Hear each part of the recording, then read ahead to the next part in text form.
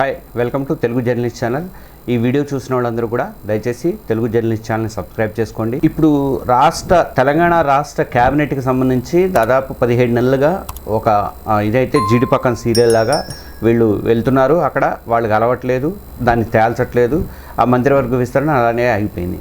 మొత్తం 18 మందిలో 12 మంది ఆల్రెడీ ఫస్ట్లో చేస్తున్నారు. తర్వాత ఇప్పుడు 17 నెలలు గడిచినాయి, అంటే 1.5 year దగ్గర గడుస్తుంది.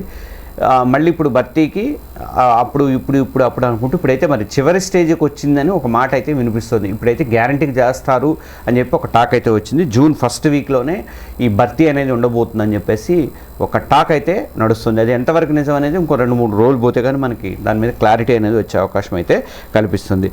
అయితే ఈసారి మాత్రం అధిష్టానం స్పెషల్గానే ఫోకస్ పెట్టిందని అంటున్నారు. అందుకనే పార్టీ కమిటీలు కూడా ఒక్కొక్కటి వేసుకుంటూ వచ్చింది. కాబట్టి అతి ముఖ్యమైనటువంటి పిఏసీతో పాటు అడ్వైజరీ, క్రమశిక్షణ, డీలిమిటేషను, సంవిధాన కమిటీలను ఏఐసిసి ఈ మధ్య రిక్రూట్ చేసింది. అలాగే క్యాబినెట్ కూర్పు మీద కూడా క్యాబినెట్ కూడా విస్తరించే అవకాశాలు కనిపిస్తున్నాయని అంటున్నారు. అయితే పార్టీలో అత్యున్నత నిర్ణయాత్మక కమిటీ అంటే అది పిఏసీ అంటారు. ఆ పిఏసీలోకి 4 మంత్రులు తప్ప మిగతా వాళ్ళందరికీ కూడా ఛాన్స్ అనేది ఇచ్చారు. అంటే కొండా సురేఖ కానీ, తుమ్మల నాగేశ్వరరావు కానీ, జూపల్లి కృష్ణారావు, తర్వాత కోమటిరెడ్డి వెంకటరెడ్డి, వీళ్ళకి అవకాశం అనేది అందులో దక్కలేదు.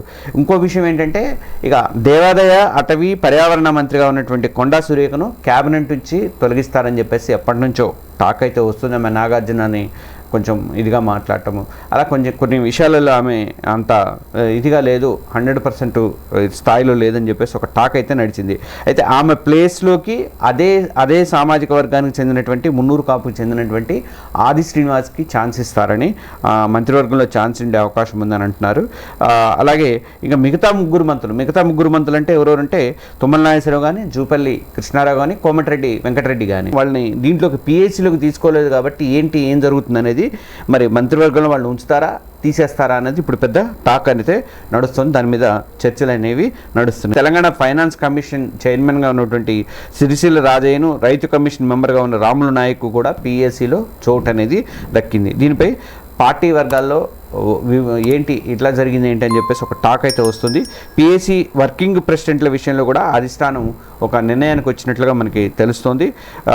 ఇక్కడ సంపత్ కుమార్ కానీ, బలరాం నాయక్ కానీ, రోహిణి రెడ్డి కానీ, తర్వాత ఫహీం ఖురేషి, వీళ్ళ పేర్లు కూడా దాదాపు ఖరారైనట్టుగా చెప్తున్నారు. దీని తర్వాత జనరల్ సెక్రటరీ, వైస్ ప్రెసిడెంట్ల పోస్టులు కూడా భర్తీ చేస్తారని చెప్పేసి అంటున్నారు. అయితే మొత్తానికైతే ఒక క్యాబినెట్ కూర్పు అయితే ఈసారి గ్యారంటీగా క్యాబినెట్ భర్తీ అయితే జరిగే అవకాశాలు ఉన్నాయి. జూన్ 1st వీక్లో అది జరుగుతుందని చెప్పేసి మళ్ళీ ఊహాగానాలు అయితే స్టార్ట్ అయినాయి.